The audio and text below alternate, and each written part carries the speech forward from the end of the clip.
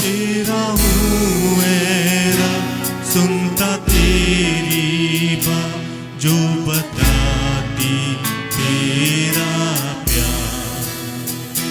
मैं ईमान के साथ आता तेरे पास, तेरा ही हूँ तलबगार।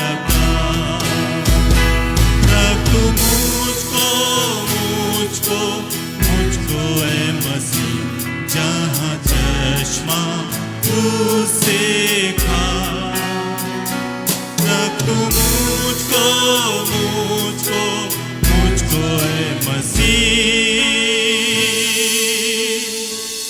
अपने ज़ख्मी पहलू पर।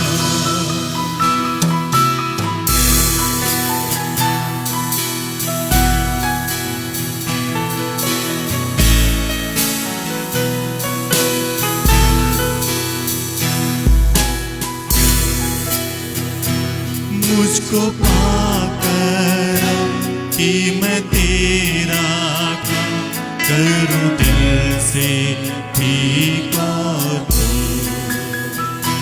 तेरी मर्जी पा मुझसे पूरी हो, मेरी मर्जी हो मकबूल।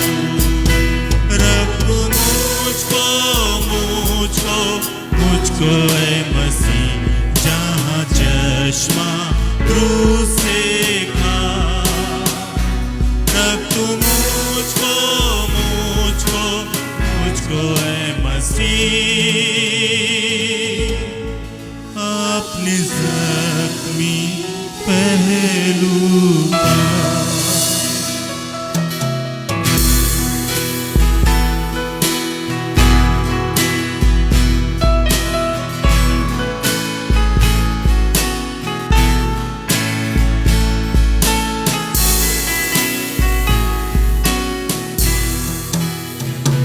तेरा मीठा प्यार और भी जानूंगा, जब मैं जाऊंगा आसमां।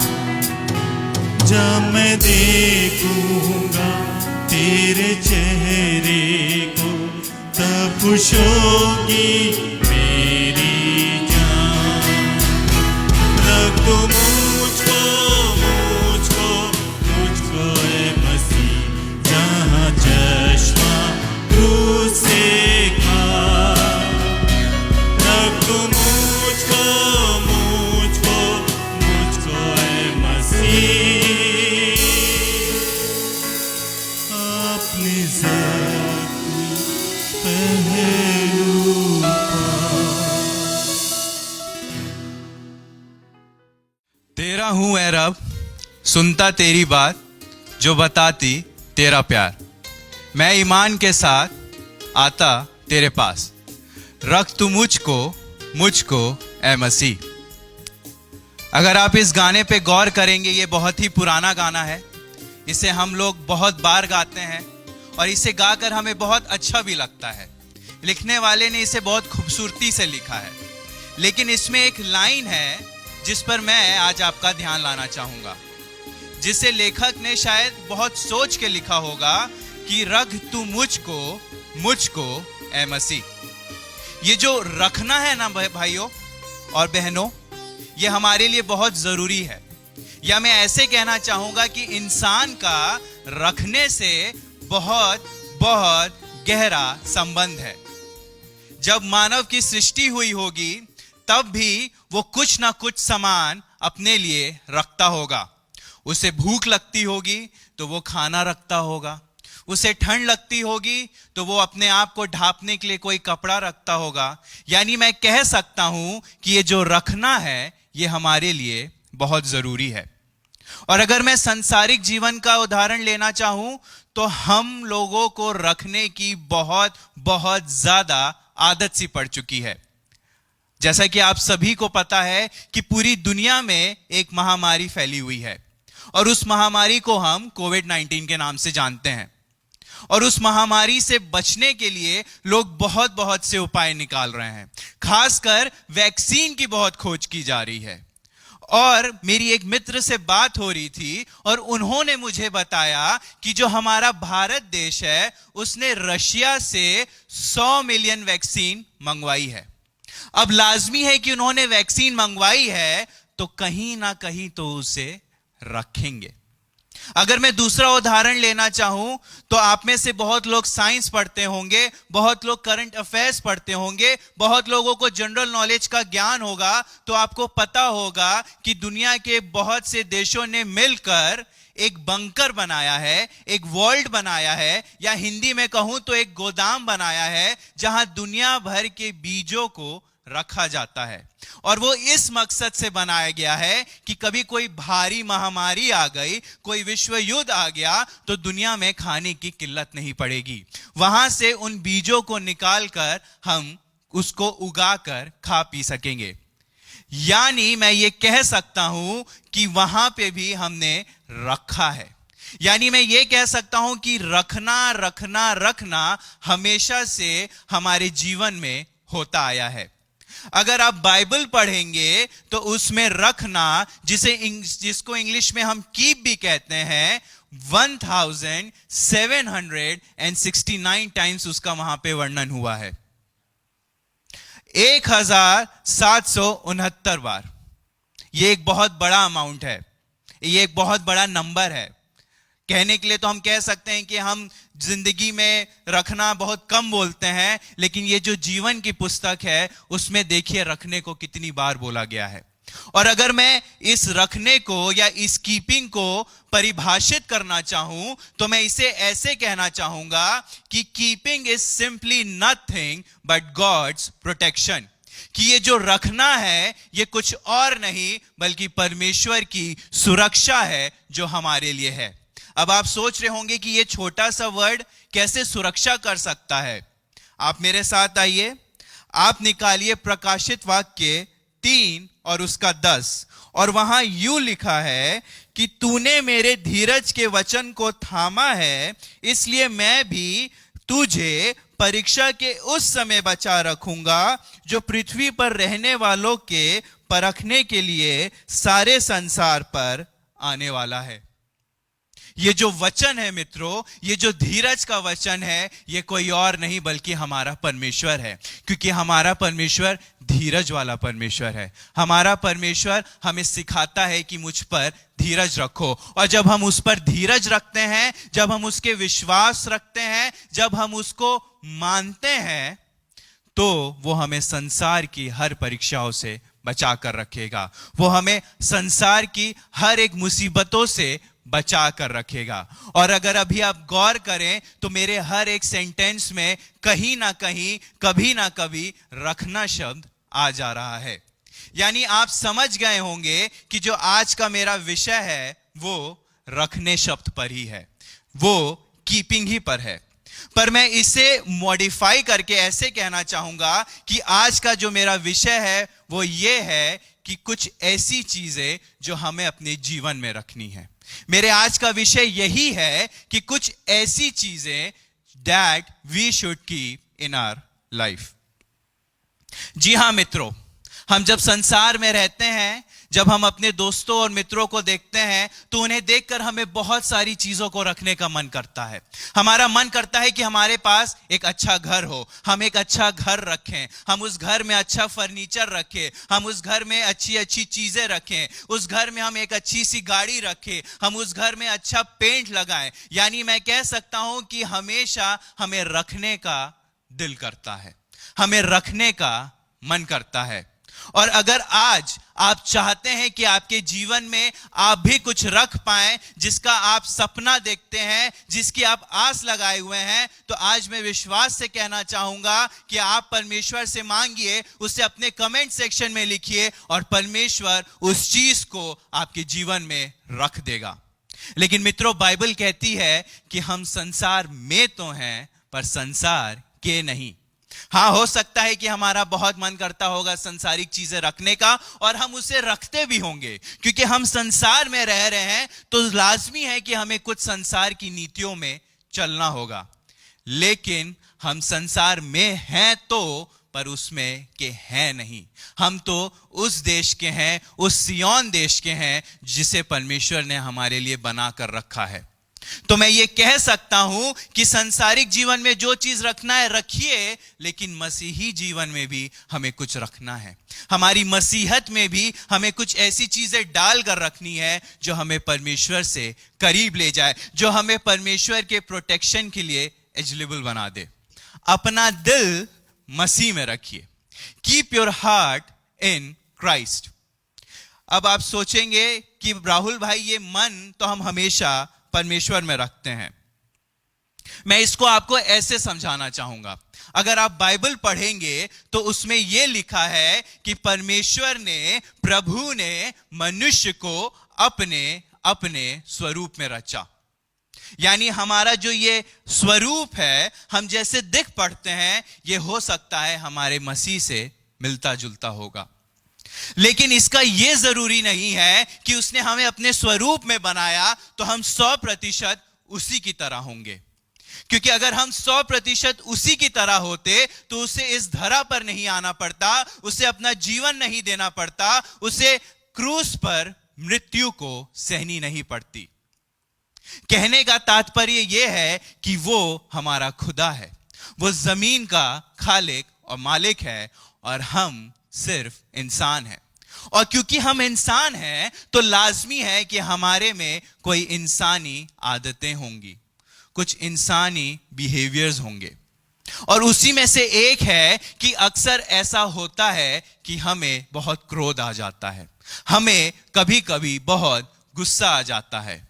और ये बहुत कॉमन बात है, मैं भी गुस्साता हूं, कभी कभार आप भी गुस्साते होंगे। और एक बहुत अच्छी कहावत मैंने कहीं पढ़ी थी कि no one is perfect, no human is perfect. या आपने कभी सुना होगा कि अरे यार, इंसान है, गलती तो होती रहती है। मुझे एक कहानी याद आ रही है कि कभी किसी रोज एक दोस्त अपने दूसरे दोस्त पर बहुत ज्यादा गुस्सा आ गया। उसने गुस्से में उसे बहुत कुछ बोल दिया, बहुत बुरा बुरा बोल दिया। अब आप यहां ध्यान रखिएगा कि मैं पहले ही बोला कि उसने गुस्से में बोला, उसने क्रोधित होकर बोला। और थोड़े समय बाद जब वो व्यक्ति, जब वो इंसान शांत होता है तो उसे आभास होता है कि मैंने उसे गुस्से में बहुत कुछ बोल दिया, मैंने उसे ऐसे ऐसा बोल दिया जो शायद उसे बुरा लगा होगा, मैंने ऐसा ऐसा कह दिया है जिससे उसका मन दुखा होगा। और वो उसके पास जाता है, उसके पास बैठता है और उससे बोलता है कि मित्र, मुझे माफ करना, मैं तुम्हें गुस्से में बहुत कुछ बोल दिया।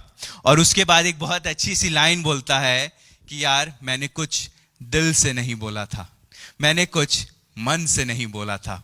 अक्सर मित्रों, हम भी जब कभी किसी पे गुस्सा आ जाते हैं, कभी अपनी मम्मी पे, पापा पे, भाई बहन, दोस्त, मित्र, तो अक्सर हम लास्ट में यही बोलते हैं कि बुरा मत मानना कि मैंने दिल से नहीं बोला था। ये जो दिल है ना मित्रों, ये हर एक चीज का स्रोत है। बाइबल भी कहती है कि जो तुम्हारा मन है वो क्रोध करने का स्रोत है, अशुद्ध बातें बोलने का स्रोत है। और परमेश्वर का वचन यह भी कहता है कि मन को बचा कर रखा कर। और मित्रों, ये जो हमारा मन है ना, ये बहुत चंचल है। ये जो हमारा दिल है ना, ये कभी कभी भटक सा जाता है। लेकिन मैं ये भी कहना चाहूंगा कि मित्रों, ये जो हमारा मन है ना, ये हमारे शरीर के लिए बहुत जरूरी है। अगर हमारे पूरे शरीर में दिल नहीं है तो हमारा शरीर बेजान है। आपका शरीर कितना ही गठीला क्यों ना हो, आप ऊपर से नीचे कितने हेल्दी क्यों ना हो, लेकिन अगर उसमें ब्लड को पंप करने के लिए हार्ट नहीं है तो दिल बेकार है। हो सकता है कि आपने देखा हो, बहुत जगह आर्टिफिशियल हार्ट की बात की जाती है, पेसमेकर की बात की जाती है, लेकिन मित्रों, जो दिल में दम होता है, जो दिल की इंपॉर्टेंस होती है, वो ये इलेक्ट्रिक इंस्ट्रूमेंट्स कभी पूरा नहीं कर सकते। अगर दिल 1000 गुना है तो ये 100 गुना हो सकते हैं, 200 गुना हो सकते हैं, 500 गुना हो सकते हैं, लेकिन दिल की बराबरी नहीं कर पाएंगे, क्योंकि इस दिल को परमेश्वर ने रचा है। अब अगर आप नीति वचन 4 और 23 में आएंगे तो वहां यूं लिखा है कि सबसे अधिक अपने मन की रक्षा कर, क्योंकि जीवन का स्रोत वही है। मैं फिर से पढ़ना चाहूंगा कि सबसे अधिक अपने दिल की, अपने मन की रक्षा कर, क्योंकि जीवन का स्रोत वही है। जी हां मित्रों, अक्सर हम पर बहुत सी परेशानियां आ जाती हैं। अक्सर हम आर्थिक परेशानियों में पड़ जाते हैं। अक्सर हम शारीरिक परेशानियों में पड़ जाते हैं। अक्सर हमें कुछ मेंटल इलनेस होने लगती है, कुछ मेंटल सताने लगता है, कुछ दिमागी तौर से हमें परेशान करने लगता है मित्रों। लेकिन परमेश्वर कहता है कि तुम भटको मत, अपने मन को चंचल मत होने दो, अपने मन को इस तरह ना करो कि तुम कभी भी किसी पर क्रोध कर जाओ, गुस्से में कुछ कर जाओ, क्योंकि बाद में यह कहने से कि यार मुझे माफ करना, मैंने दिल से नहीं कहा था, उसका कोई मतलब नहीं होगा। क्योंकि जो मैंने अभी आपको एक कहानी बताई थी, उसमें जो दूसरा दोस्त रहता है, जिस पर वो चिल्लाया रहता है, वो कहता है कि ठीक है, पर मैं आज से तुमसे दोस्ती नहीं रख सकता, क्योंकि तुमने मेरा दिल दुखाया है। आप देख रहे हैं, एक जन कह रहा है कि मैंने दिल से नहीं बोला, और एक जन कह रहा है तुम्हारे बोलने के वजह से मेरा दिल दुख गया है। जी हां मित्रों, हम संसार में जो भी रखना चाहें रख सकते हैं, लेकिन अगर अपनी मसीहत को बचा कर रखना है, अगर अपने मसीह में रहना है, तो इस दिल को हमेशा बचा कर रखिएगा, क्योंकि ये जो दिल है ये जीवन का स्रोत है। ये जो दिल है ये परमेश्वर के आप पास जाने का द्वार है। ये जो दिल है ये उसकी आशीषों का और खासकर उस अनंत जीवन का स्रोत है। तेरा हूं ऐ रब, सुनता तेरी बात, जो बताती तेरा प्यार, रख तू मुझको ऐ मसीह। जो बताती तेरा प्यार, मैं ईमान के साथ आता तेरे पास, तेरा ही हूँ तलबगार। रख तू मुझको ऐ मसीह, जहाँ चश्मा तुझसे खा। रख तू मुझको ऐ मसीह, अपने ज़ख्मी पहलू पर। खुदा यीशु मसीह के पवित्र नाम की स्तुति हो। अभी आपने भाई राहुल को सुना, किस दिलेरी के साथ, कितनी गंभीरता के साथ खुदा उनका कलाम उन्होंने हमारे सामने प्रस्तुत किया। और मैं प्रभु का धन्यवाद करता हूं ऐसे जवानों के लिए, खास करके हमारे पीस चर्च के जो जवान हैं, जिनको आप अभी तक सुनते आए हैं। आपने देखा कि किस तरीके से परमेश्वर की आत्मा से प्रेरित होकर इन जवानों ने अपने आप को डेडिकेट किया, समर्पित किया, और जो परमेश्वर का कलाम उन्हें परमेश्वर की ओर से मिला, वो हम तक उन्होंने इस पीस कनेक्शन के द्वारा पहुंचाया। मित्रों, ये पीस कनेक्शन अर्थात मेल मिलाप का संबंध, उसने हमें मेल मिलाप की सेवा सौंपी। और कब सौंपी? यीशु मसीह के जन्म के साथ। जब यीशु मसीह इस दुनिया में आए तो वो मेल मिलाप था परमेश्वर का, पीस कनेक्शन था। The birth of Jesus Christ was the peace connection that God was trying to make with this world. उसने मोहब्बत की इस जहान से, और फिर उस मोहब्बत के वशीभूत यीशु मसीह को भेज करके, अपने इकलौते पुत्र को भेज करके, मानव रूप धारण करके उन्होंने कनेक्शन पैदा किया, संबंध पैदा किया, मेल और मिलाप का संबंध पैदा किया उसने। और वही हम पीस कनेक्शन के रूप में आप तक लेकर के आते हैं। मैं समझता हूं कि क्रिसमस से बेहतर पीस कनेक्शन और कोई हो नहीं सकता है, जहां परमेश्वर ने मेल मिलाप का संबंध बनाया, और लिखा है कि उसने मेल मिलाप की सेवा हमें सौंप दी है। अब हमारी ये जिम्मेदारी है कि इस पीस कनेक्शन को, इस मेल मिलाप के संबंध को, इस सेवा को हम आगे बढ़ाएं। मित्रों, हम उसके सेवक हैं, और कहीं से निराश और हताश होने की जरूरत नहीं है। कुछ साल पहले मैं एक घर में गया जहां पर एक दादी जी थी, 94 साल की हो गई थी और उस दिन उनका जन्मदिन मनाया जा रहा था। सुनिएगा 2 मिनट के लिए। She was 94 years old and that day they were celebrating। उनके जो बच्चे थे, नाती पोते जितने थे, वो उनका बर्थडे सेलिब्रेट कर रहे थे। 94 साल की। और मेरा सौभाग्य हुआ कि मैं भी उनके घर में उस आयोजन में सम्मिलित हो सकूं। और मुझे बड़ी जिज्ञासा हुई। मैंने कहा दादी जी से थोड़ी बात करूं मैं। और मैं गया उनके पास, मैंने उनको बर्थडे विश किया और मैंने कहा ये बताइए 94 साल आपके, क्या सोचती हैं आप, क्या कहना चाहेंगे? और उन्होंने कहा मेरे पास बैठिए आप। उन्होंने कहा बिशप मोरार, जब मैं 60 साल की हुई और अपने काम से मैं रिटायर हो गई तो मैंने सोचा कि अब कुछ ही दिन और मेरी जिंदगी के बचे। कहे उसी समय मेरा जो बर्तन धोने वाला मशीन थी, जिसको डिश वॉशर कहते हैं, वो खराब हो गया। मैंने पता लगाया तो मालूम हुआ कि 10, 12, 15 हजार रुपए उसके अंदर लगेंगे। तो मैंने सोचा कि मुझे तो बहुत दिन जीना नहीं है, तो ये 10, 15 हजार रुपए इस मशीन पर लगा करके फायदा क्या, मैं हाथ से ही बर्तन धोती रही। बोले जब मैं 65 साल की हुई तो फिर मेरे दिमाग में आया कि ये मशीन को मैं ठीक करा लूं, लेकिन मैंने सोचा कि अब तो मैं 65 साल की हो गई हूं, अब कितने दिन और मुझे जीना है, कितने दिन और जिएंगे और क्या करेंगे 15 हजार रुपया इस पर खर्च करके। बोले फिर मैं 70 की हुई और मेरे दिमाग में वही ख्याल आया कि इस मशीन को ठीक करा करके क्या फायदा, अब तो कुछ दिन के बाद मैं कूच ही कर जाऊं। 75 की हुई, वो 80 की हुई, 90 की हुई। हर बार उनके दिमाग में ही रहता मशीन ठीक करा लूं, लेकिन फिर ये विचार ज्यादा हावी हो जाता था कि मैं अब कितने दिन जीऊंगी। और उन्होंने कहा, मेरी आंखों में आंखें डाल करके कहा, बिशप मोरार, आज 94 साल की उम्र में एक बात का बहुत मलाल और बहुत दुख है। काश की जब मैं रिटायर हुई थी 60 साल में, उसी समय मैंने उस मशीन को ठीक करा लिया होता। मुझे क्या पता था कि मैं 94 साल तक मैं जीऊंगी। मैं तो हर दिन सोच रही थी कि बस आज, बस आज, बस आज, बस अगले साल, बस कुछ साल।